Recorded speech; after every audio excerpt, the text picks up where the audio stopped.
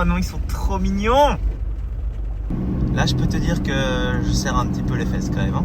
Je conduis sur un lac. Oh putain!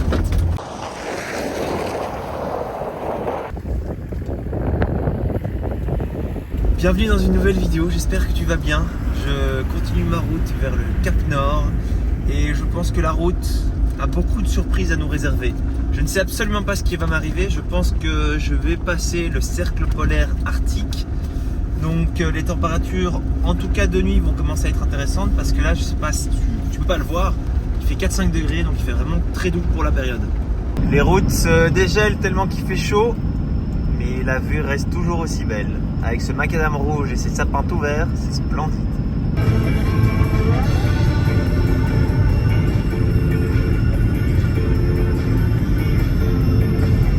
J'ai un peu peur quand même des conditions météo que je vais avoir dans le nord parce que s'il y a des températures positives ou négatives, ça veut dire que ça va être le paradis du verglas. Après, j'ai toujours l'option de clouter moi-même mes pneus, mais ça coûte très cher. C'est bien 200 € pour les 4 pneus. Bon, après, si c'est pour sauver le véhicule, c'est très bien, hein, mais c'est juste que ça risque de prendre un peu de temps. Mais pour l'instant, ça va. C'est juste que quand je regarde sur la météo, ils annoncent des moins 10, moins 15 la nuit et des 1, 2, 3, 4 degrés la journée. Ça fait quand même une belle différence. L'architecture suédoise, elle est vachement intéressante. Enfin, en tout cas, elle est vraiment différente de chez nous. Ici, beaucoup d'habitations sont construites en bois, je pense, parce que forcément, il y a des forêts dans tous les sens. Donc, ils prennent le matériau le plus proche et qui doit sans doute être le moins cher et le plus efficace. Ça doit être pas mal pour l'isolation, même si les maisons sont quand même construites assez basiquement. Il y a beaucoup de maisons qui sont même pas reliées à l'eau, ou parfois à l'électricité. Je parle pas de toutes les maisons, mais quand tu es vraiment dans la campagne, souvent ils fonctionnent avec des puits et ils sont en quelque sorte en autonomie. Ici, même les églises sont construites en bois et ça change vraiment de chez nous, mais c'est super beau. Surtout là en blanc, sur le fond blanc. Et quand tu vois toutes ces petites maisons qui sont rouges, c'est vraiment des couleurs qu'on n'a pas l'habitude d'avoir. Et en fait, il n'y a pas de code couleur dans la réglementation de l'immobilier quand tu veux construire ta maison. Mais les Suédois, ils fonctionnent beaucoup sur le bon sens et sur la confiance. Et c'est pour ça que tu ne vois jamais une maison rose flash, verte fluo. Parce qu'à mon avis, ici, le gars, il va se faire juger assez vilainement. Hey guys! Salut! Ah non, c'est trop génial. Mes premiers rennes. Voilà. Youhou! Si ça, c'est pas le signe qui dit que t'arrives dans le nord, regarde-les, regarde-les. Hello boys! Oh non, ils sont trop mignons! Ça paraît bête, hein, mais conduire et voir des rennes sur le bord de la route, c'est vraiment tellement une image que j'ai déjà eu beaucoup de fois, je sais pas, dans des vidéos, dans des films, et que là, tu le vis, c'est tout con. C'est une petite case de cocher, en mode, ça y est, c'est fait. J'ai enfin vu des rennes sur la route, je suis trop heureux. Alors, je suis pas sur une route principale, j'ai pris un petit détour. 19 km, mais c'est beaucoup trop beau. Je suis trop fan. Tu vois, j'étais censé rouler. Et puis j'ai vu ces rennes sur le bord de la route. J'ai fait demi-tour, j'ai pris une route vers la gauche, je sais pas où ça me mène. Et là, le GPS me dit que c'est un détour de 19 km. Donc ça va me prendre bien 40 minutes. Mais comme il y a le coucher de soleil, comme les paysages sont beaux, je vais le prendre. Parce que de toute façon, j'ai pas de timing et je suis libre. Donc c'est trop bien. Et j'ai trop envie de rouler sur cette route. Bon, ce bonheur fut de courte durée. Parce que la piste s'arrête, elle n'a plus été déblayée et 19 km sur une piste de motoneige, c'est pas la meilleure des idées. Je vais gentiment faire demi-tour. Regarde ce coucher de soleil comme c'est pas magnifique. J'aurais pu dormir ici parce que franchement le coucher de soleil va être splendide et l'endroit était vraiment cool. Mais je vais continuer parce que si je conduis que 100 km par jour, j'arriverai jamais au Cap Nord. J'ai pas envie de me presser. Mais par contre, j'ai quand même envie d'évoluer et d'avancer vers mon objectif. Et regarde ce que je retrouve! Oh yes! Oh non, ils sont trop mignons! Oh, c'est trop beau!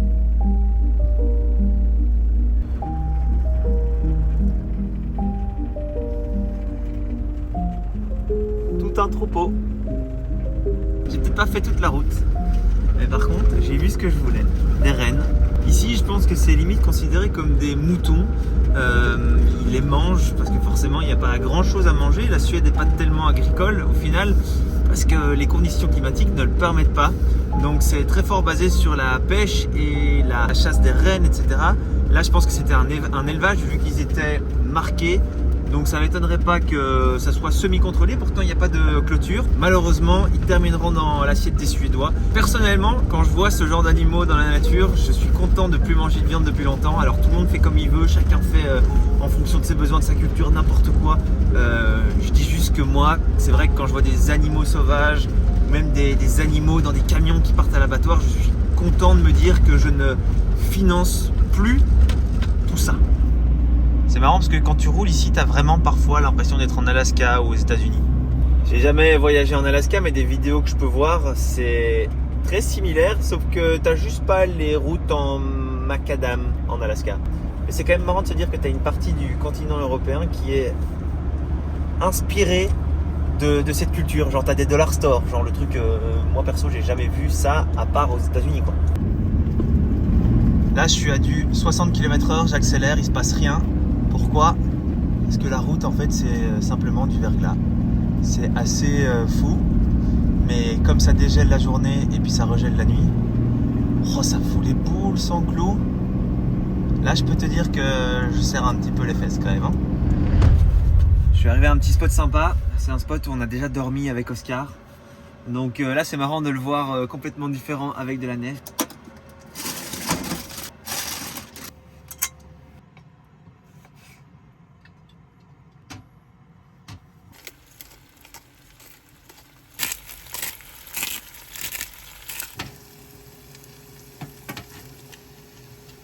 J'essaie de cuisiner tout dans une poêle pour éviter de me faire trop de vaisselle. Patates frites, champignons, saumon. Looking good, brother.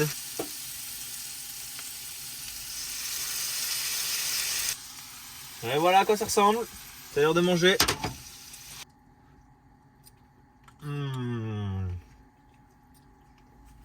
Après une journée de route, ça fait toujours du bien. Je comprends pourquoi les propriétaires précédents, ils n'avaient pas fait une grande planche pour le lit, mais bien 3 petites planches. Ça permet au moins d'installer le lit depuis l'intérieur. On va dire que ça va être pratique pour le froid.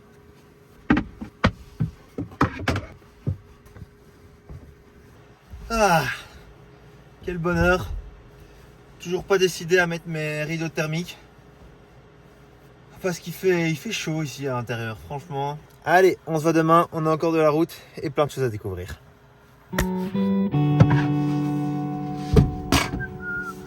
On avait garé Oscar exactement au même endroit. C'est très bizarre de revenir. Seul truc qui m'emmerde, c'est que j'ai ma butée d'embrayage qui fait un sacré bruit.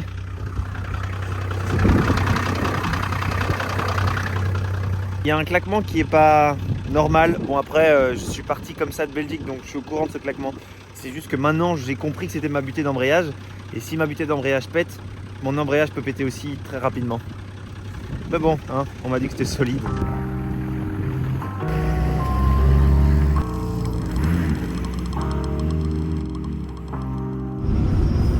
Je roule tout droit, je tourne jamais, mais les paysages défilent et c'est vraiment super beau. La route est parfois pas évidente, mais là ça va vu qu'on est en début d'après-midi.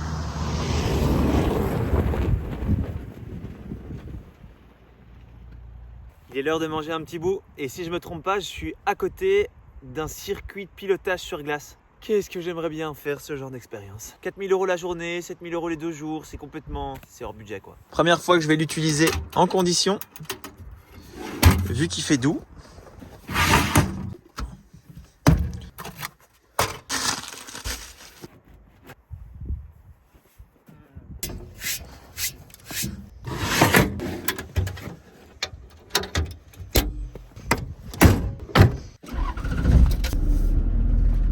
Ah mon trépied! Mais qu'est-ce que tu fais là, trépied? Oh non! Bah, j'ai roulé dessus. C'était plus aussi beau qu'avant, mais. Ah, il est un peu charlé, hein. J'ai quelques centaines de kilomètres pour me diriger vers un spot qui m'intéresse vraiment. J'ai demandé sur Instagram plein de recommandations et vous étiez très nombreux à m'envoyer plein de chouettes trucs. Donc un grand merci à vous. Et en fait là on va se diriger vers une petite île qui se trouve sur un lac. Le lac est gelé et il y a pas mal de kilomètres, c'est 30 km de route sur le lac pour rejoindre cette île. Donc rien que pour le fait de rouler sur un lac gelé, il faut que j'y aille.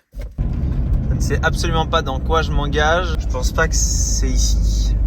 Enfin, en tout cas, je pense pas que c'est toujours d'actualité. Mais au moins, on va dire que j'aurais essayé. Alors, comment ça se présente? Oh, je peux voir une voiture. Là-bas. Je suis actuellement en train de rouler sur le lac. Yéba! Waouh! Alors, que faire quand tu roules sur un lac? Enlever sa ceinture et gentiment ouvrir une fenêtre au cas où tu passes à travers. Oh. Wow, c'est impressionnant quand même, hein. Si c'est ouvert, c'est que ça devrait aller. Le seul truc, c'était interdit au plus de 2 tonnes. Je dois légèrement être plus lourd que 2 tonnes. Ça fout les boules, vraiment. Je conduis sur un lac. Franchement, juste pour se dire que je l'ai fait, c'est déjà une sacrée étape. C'est fou de se dire parce qu'en fait, il y a plein de maisons sur les îles et ben, en été, au printemps, en automne, quand il n'y a pas de glace, elles sont complètement isolées et elles doivent faire tous les trajets en bateau. C'est assez dingue. Je n'ai aucune idée de où je vais et en tout cas, ce que je pense qui est certain, c'est que ça m'étonnerait qu'il y ait du parc Fortnite là où je vais aller.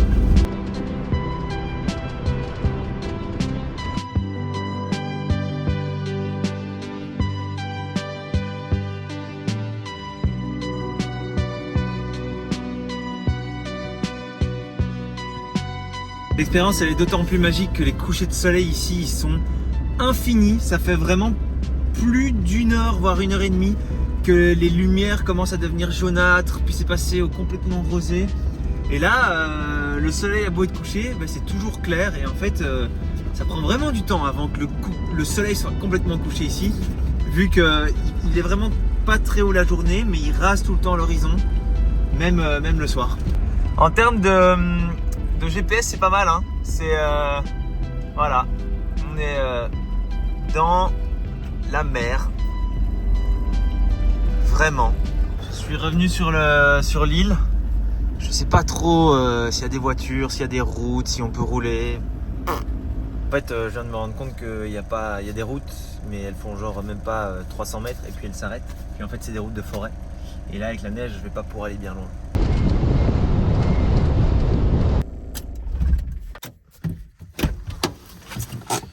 Je suis sur de la terre. Mais ce qui est marrant, c'est que là où je suis, c'est un ponton.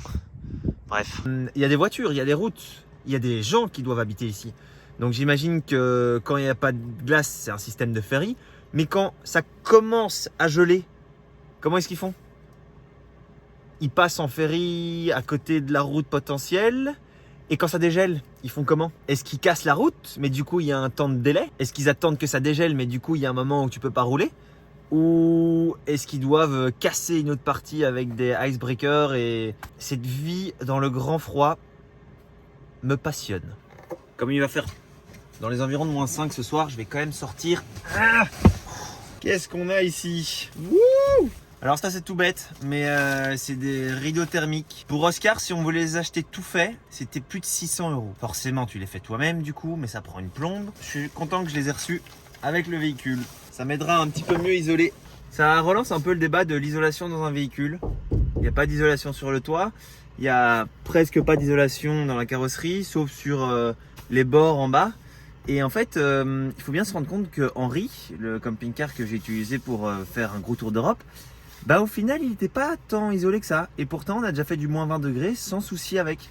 En fait il avait une épaisseur de quoi? De 30 mm, 3 cm grand max.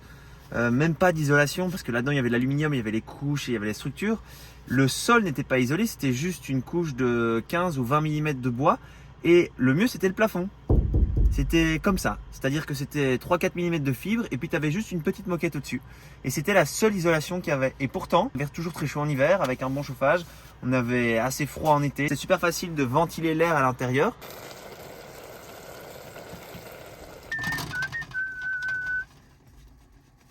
Petit risotto qui était déjà fait, hein. J'ai juste dû mettre l'eau, le faire chauffer. Mais ça n'a pas l'air mauvais. Avec un peu de parmesan, de basilic frais. Tan, tan, tan. Ça, c'est du repas sur la route.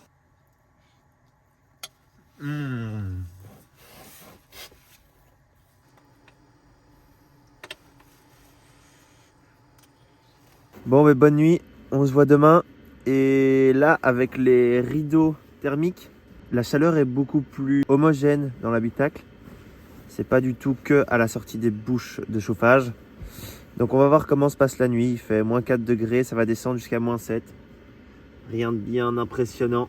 J'ai un petit planning en tête pour la journée de demain. Je pense que ça va être rigolo.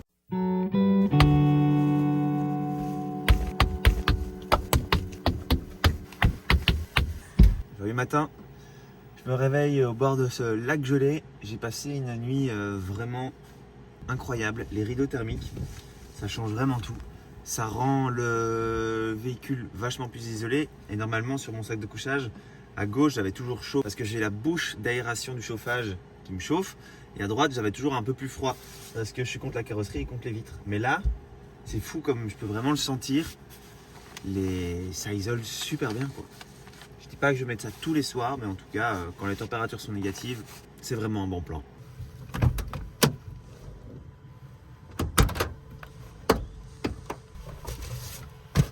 D'ailleurs, je t'ai pas dit, mais tu vois, les vitres, elles ont un teintage, un filtre de fumage dessus pour éviter qu'on voit à l'intérieur. Je pense que c'est ce que je déteste le plus sur cet aménagement, parce qu'en fait, tu peux pas contrôler la luminosité à l'intérieur du véhicule. Certes, les gens te voient pas depuis l'extérieur, mais toi, tu vois quasi pas l'extérieur non plus.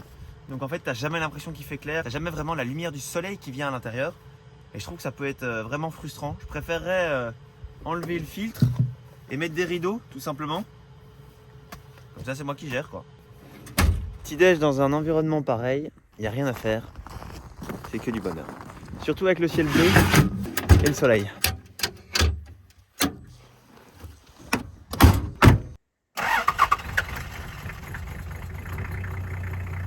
Le démarrage à froid qui passe tout seul.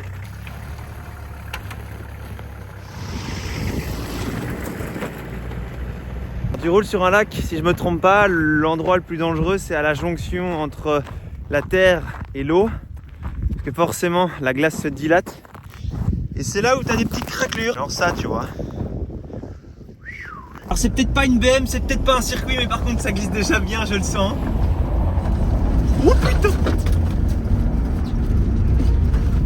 Oh là là, le verglas que c'est! Petit coup. Oh oui! Ah oui! Ah oui! Yes! Ouah, ça glisse! J'ai vraiment l'impression d'être un enfant dans un parc d'attractions. Mais je peux te dire que c'est quand même très drôle de drifter ici. Et ça part, mon ami! Oh là là, mais ça c'est impossible dans ce sens ici. Hein. Oh la toupie! Regarde ça, ici ça va bien. Hop, hop! Oh la glace! Moi je pars toujours du principe de la conduite défensive. C'est-à-dire au mieux tu connais ton véhicule, au mieux tu sais comment il va réagir. Et en faisant ce genre de bêtises, c'est vrai que c'est très chouette, mais c'est aussi vraiment un bon apprentissage. Parce que mine de rien, je peux comprendre comment il réagit. Alors là, c'est sûr, je vais partir. Mais j'en ai marre! Et en fait, une fois que tu passes un peu trop, bah, le problème, c'est que il n'y a plus que de la glace. Donc ça devient hyper compliqué pour faire un drift convenable. On va essayer de trouver un autre spot.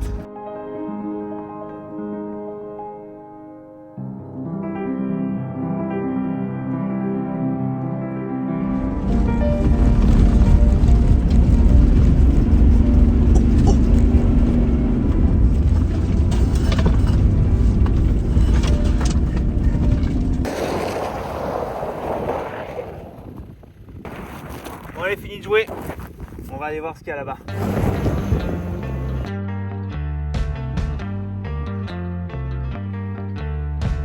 Toujours à sec, hein, mais bon.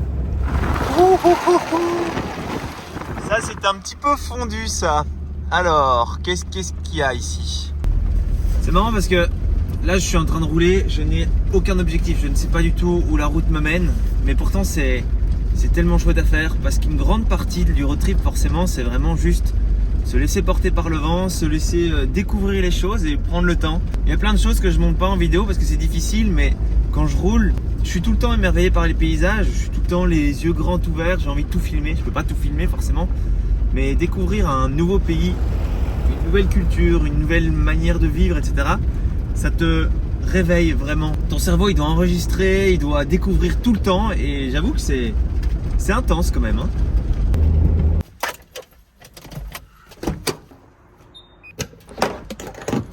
te plains pas trop du prix du diesel en Belgique ou en France. Ici, il est à 2,40 € le litre. Et le pire, c'est que tu dois faire ton plein en 2 fois. Parce qu'en fait, j'atteins la limite de ma carte. Donc tu dois mettre 2 fois ta carte dans la machine, ce qui fait 2 fois plus mal au final.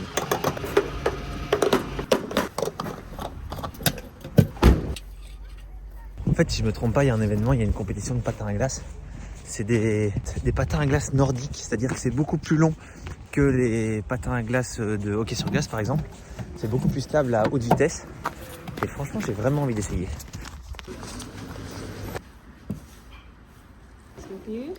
Thank you. Et voilà, 25 €, j'ai mes patins à glace. En fait, tu payes 25 € que ce soit pour 1 heure ou toute la journée, donc c'est un peu con parce qu'il est déjà à 15 h. Mais c'est pas grave, j'ai 2h30 pour profiter. Il y a 11 km de piste. J'en apprends tous les jours. Là, je suis avec les chaussures qui me permettent d'avoir les patins à glace. C'est vraiment pas mal. C'est les trucs qui se clipsent. Waouh, c'est horrible. En fait, comme tu as des chaussures normales avec juste un petit truc, je pense pas que c'est de la top qualité ce que j'ai loué. On va dire que ça fera l'affaire. Là, c'est vraiment en mode papy balade, quoi. Alors que moi, j'étais là en mode je vais faire des sprints, je vais pouvoir faire plein de bêtises. Rien du tout, mon ami.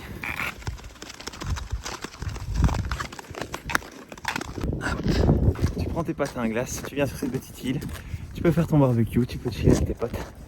C'est incroyable comme endroit. J'adore la Suède et leur notion de pouvoir, de respecter la nature, mais de pouvoir en profiter à fond. C'est vraiment un climat de confiance qu'il y a ici et ça change tellement des autres pays que j'ai pu découvrir. Voilà, tu vois, c'est ça que je veux faire moi.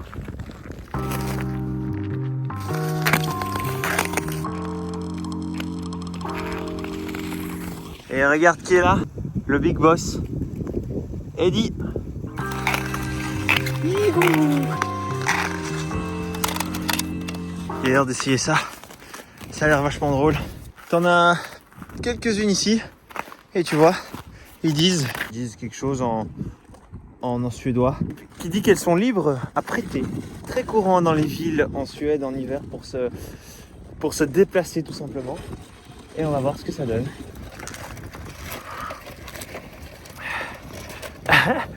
Ah, c'est trop bizarre.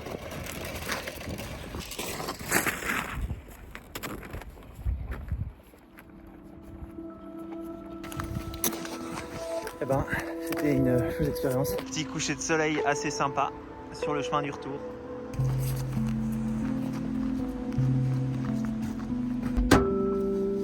Comme il y a possiblement des aurores boréales ce soir, je vais pas profiter du coucher de soleil, je vais aller dans un camping prendre ma douche. C'est trop facile avec ce véhicule. Avec tout le sel qu'ils mettent sur les routes, parce qu'en fait je pense qu'à cette période ils scellent quand même les routes. Je sais pas, ils mettent du sable, du sel et donc en fait ça se projette sur les phares. Et donc si tu roules une journée, bah le soir t'allumes tes phares et t'as l'impression de plus avoir de phares. C'était pas mal hein, l'époque où ils mettaient sur les Mercedes ou sur les Volvo des petits essuie-glaces de phare. C'est là où tu vois que ça veut vraiment une importance. Bye bye bye bye bye. C'est marrant parce que là il fait moins 7 degrés, je suis en pull rose, en pantoufles et j'ai même pas froid, simplement parce que l'air est ultra sec et surtout qu'il n'y a pas de vent.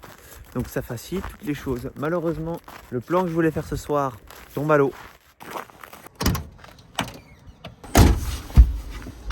Le plan c'était de retourner sur la piste de glace, d'aller se poser là et d'aller observer les aurores boréales. Seul problème c'est que même s'il y a 20% de chance si je sors maintenant de voir des aurores boréales, ben, j'en vois toujours pas.